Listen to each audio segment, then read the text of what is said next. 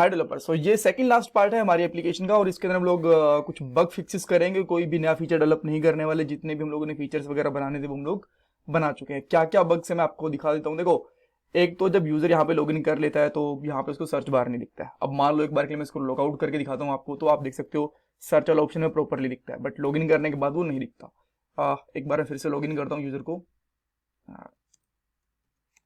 और अब आप देखोगे कि यहाँ पे आपको ऑप्शन नहीं दिख रहा। सेकंड चीज ये है कि जब हमारे पास कार्ट के अंदर कोई आइटम नहीं होता और जब हम लोग इसके ऊपर क्लिक करते हैं तो यहाँ पे हमें 100 कुछ चेकआउट का ऑप्शन दिख जाता है और यहाँ पे कुछ प्रोडक्ट नहीं है।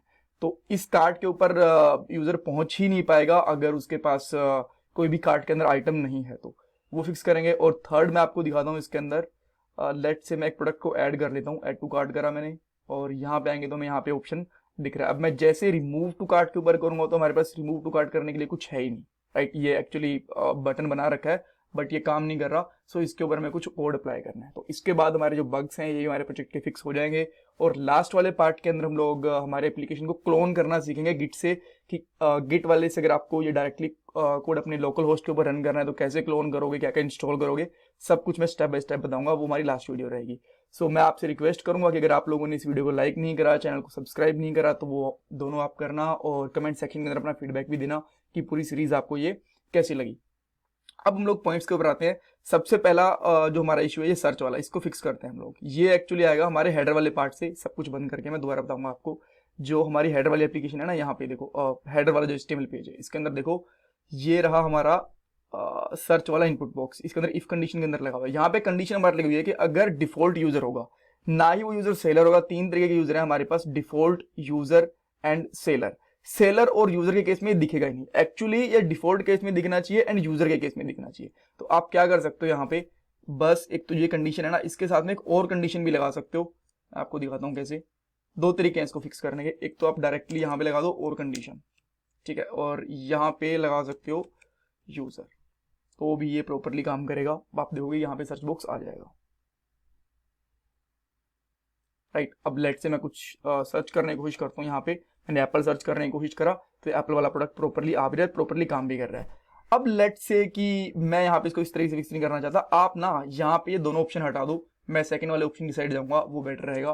बिकॉज यहाँ पे मैं डबल कंडीशन नहीं लगानी है, इसके अंदर हमें कंडीशन हटानी है। मैं यहाँ पे पूछता हूँ कि अगर जो हमारा मेन्यू टाइप है ना वो सेलर नहीं है, लॉग्ड इन यूजर, तो दिखा दो। अब तीन टाइप के यूजर है, सेलर नहीं है, तो कौन से दो बच गए? हमने नोट लगा दिया ना, यानी कि सेलर नहीं है। जो बचे हुए दोनों यूजर हैं, यूजर और डिफॉल्ट वाला केस, उस दोनों के अंदर प्रॉपर काम करेगा। और अभी भी आप देख सकते हो ये प्रॉपरली काम कर रहा है। अगर मैं इसके अंदर यहाँ पे लेट से कुछ सर्च करता हूँ ब्लैक एंड ऑल, तो यहाँ पे मुझे प्रॉपरली ऑप्शंस दिख रहे हैं। All right.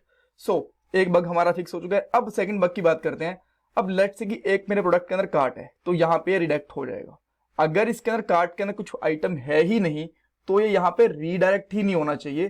बिकॉज यूजर क्या करेगा जाके कार्ट वाले पेज के ऊपर जब उसके ऊपर कुछ आइटम ही नहीं है, तो राइट। सो उस केस के लिए हमें क्या करना पड़ेगा, फिर से हमें हेडर डॉट एचटीएमएल वाले पार्ट के अंदर आना पड़ेगा और यहाँ पे आपको कार्ट का काउंट दिख रहा है, राइट। बस आपको यहाँ पे कंडीशन लगानी है, कार्ट का काउंट यहाँ पे राउट वाला, ठीक है। जब इस पे क्लिक करते हैं तो रिडायरेक्ट होता है। और इसके लिए आपको क्या करना है, सिंपली सबसे पहले तो इस तरीके से यहाँ पे स्क्वायर ब्रैकेट लगानी है आपको और इसको डालना है आपको सिंगल कोट्स के अंदर। सिंगल कोट्स के अंदर बिकॉज ये नहीं, सिंगल कोट्स के अंदर यस, एक्चुअली बिकॉज अभी जो इसके अंदर प्रॉपर्टी होंगे वो एज ए वेरिएबल काम करेंगी, तो सिंगल कोट्स डालना पड़ेगा बिकॉज ये हम लोग एज ए स्ट्रिंग दिखाने की कोशिश कर रहे हैं। ऑलराइट। तो ये किस केस के अंदर जाएगा, अगर जो हमारा कार्ट आइटम है ना, ये वाला जो कार्ट आइटम है, ठीक है, इसकी जो वैल्यू है, ठीक है, वो अगर 0 से ज्यादा है तो कार्ट आइटम वाला पेज ओपन करे। अगर वो नहीं है तो इसको जस्ट कुछ नहीं करना, बाद में यहां पे डाल दो नल एंड दैट्स ऑल। बस ये क्वेश्चन मार्क है, ये लगा देता हूं, ठीक है। सो अब हम लोग इसको देख लेंगे प्रॉपर्ली रिडायरेक्ट हो रहा है कि नहीं हो रहा है। अब हम लोग यहाँ पे आते हैं और मान लो तो हमारे पास एक आइटम है, राइट। सो वापस से मैं होम पेज के ऊपर जाता हूँ और ये कौन सा वाला, सैमसंग वाला ही फोन था ना, तो यहाँ पे इसको रिमूव टू कार्ट कर देता हूँ। रिमूव टू कार्ट करा, 0 ऑप्शन है। अब मैं यहाँ पे जाऊंगा तो ये ठीक है, कार्ट वाले पेज के ऊपर नहीं जा रहा। अब इसको ऐड टू कार्ट कर दूंगा, ये कार्ट वाले पेज के ऊपर जा रहा है, ये ठीक है, इसमें कोई दिक्कत नहीं है। बट प्रॉब्लम अब एक और तरीके से, अगर यूजर यहां से क्लिक ना करके डायरेक्टली डाल दे कार्ट वाला पेज, ठीक है, कार्ट पेज डाल दे, तो फिर से यूजर जा सकता है। तो ये वाला ऑप्शन भी हमें फिक्स करना पड़ेगा, राइट। और उसके साथ साथ जो हमारा यहाँ पे ऑप्शन है ना, मान लो ऐड टू कार्ट कर दिया और यहाँ पे आते हैं, तो यहाँ पे रिमूव टू कार्ट वाला भी काम करना चाहिए, ये भी काम नहीं कर रहा। तो अब हम एक बार के लिए रिमूव टू कार्ट वाला ऑप्शन है ना, इसको फिक्स करते हैं, और बाद में हम लोग इसका जो रिडायरेक्ट वाला पेज है इसको भी हम लोग साथ के साथ फिक्स कर देंगे। सो अब आपको जाना है कार्ट वाले पेज के ऊपर, कार्ट वाले HTML वाले पेज के ऊपर गए, और यहाँ पे मैं एक फंक्शन कॉल कर देता हूँ, एक क्लिक इवेंट लगाऊंगा, और यहाँ पे लेट्स में एक फंक्शन बना देता हूँ, रिमूव टू कार्ट, और इसके अंदर क्या जाएगी, हमारे कार्ट की आईडी जाएगी, कार्ट डॉट आईडी, ठीक है। अब ये फंक्शन बना नहीं हुआ, तो हम लोग यहाँ पे आते हैं और ये फंक्शन बनाते हैं, ठीक है। सो मैं यहाँ पे फंक्शन बना देता हूँ, या फिर लास्ट में बना लो, कोई दिक्कत नहीं है, जहाँ भी आपको ठीक लगे।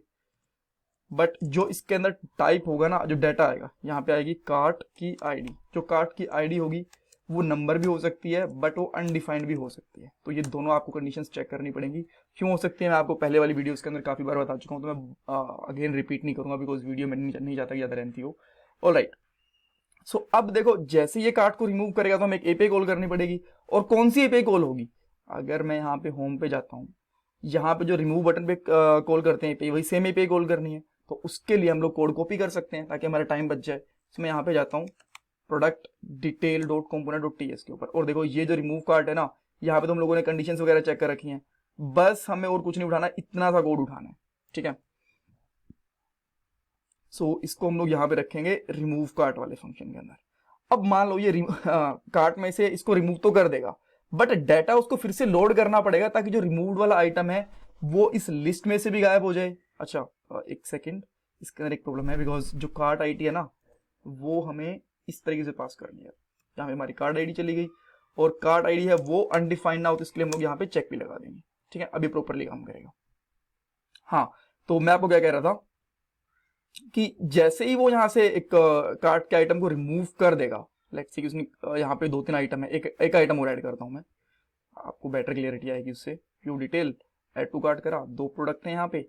अब मैं एक को रिमूव करूंगा तो यहाँ पे प्राइस वगैरह भी तो अपडेट होना चाहिए, पूरा प्राइस अपडेट होना चाहिए, और एक रिमूव जो कार्ट है वो भी यूआई से गायब हो जाना चाहिए।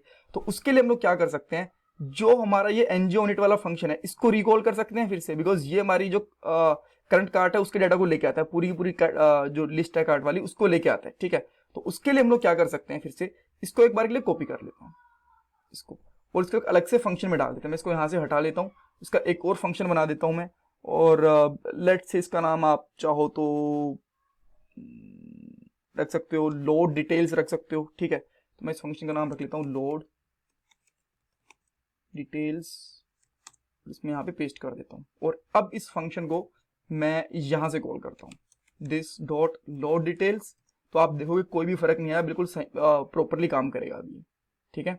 जो प्राइस पहले था वही प्राइस अब आ रहा है, ठीक है, सब कुछ प्रॉपरली काम कर रहा है। बट अब क्या है, जो लोड डिटेल वाला है ना, आपके पास एक बेनिफिट ये है कि जैसे ही यहाँ पे रिमूव कार्ट है, जैसे ये वाली हमारी एपीआई कॉल होगी रिमूव कार्ट वाली, ठीक है, इसके अंदर हम लोग, अच्छा इस कोड की भी एक्चुअली में जरूरत ही नहीं है, ठीक है, जितना सारा हम लोगों ने कोड करा हुआ है इसकी भी जरूरत ही नहीं है। इसको मैं डायरेक्टली इसको ही पेस्ट कर देता हूँ लोड कार्ट वाले को, ठीक है। तो मैं यहाँ पे लिखूंगा this dot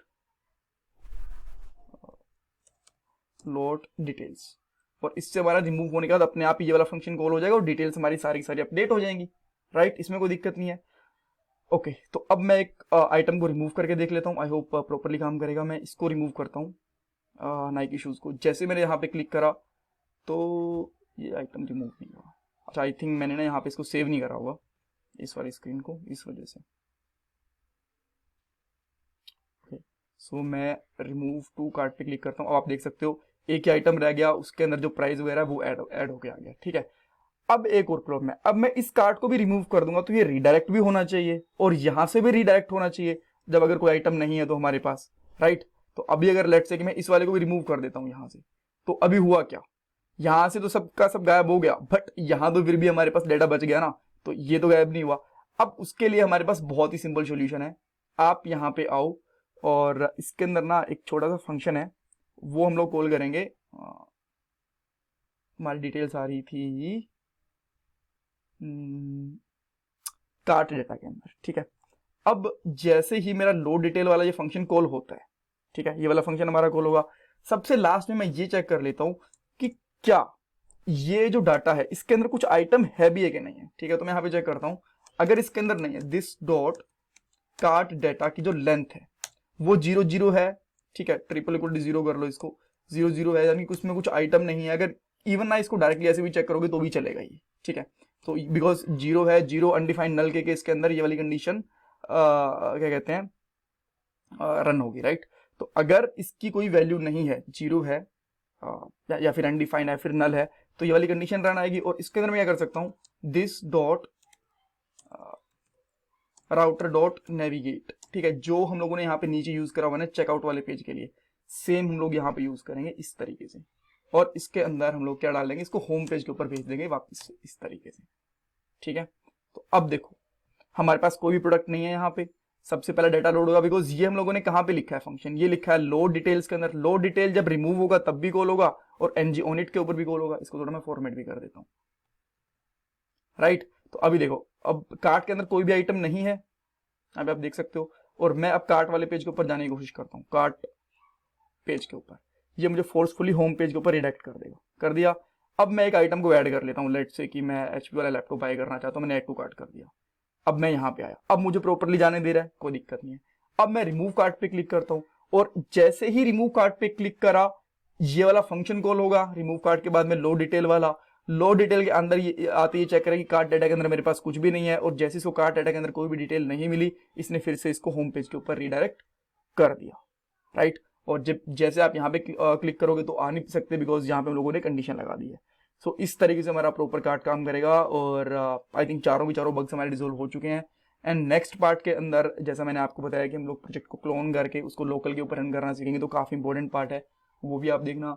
thank you so much for watching this video. And मैं आपसे रिक्वेस्ट करूंगा कि प्लीज़ फीडबैक जरूर शेयर करना इस वीडियो के कमेंट सेक्शन के अंदर कि आपको कैसा लगा। और जल्दी ही हम लोग जावा वाली सीरीज भी स्टार्ट करने वाले हैं। Thank you guys, thank you so much for watching this video.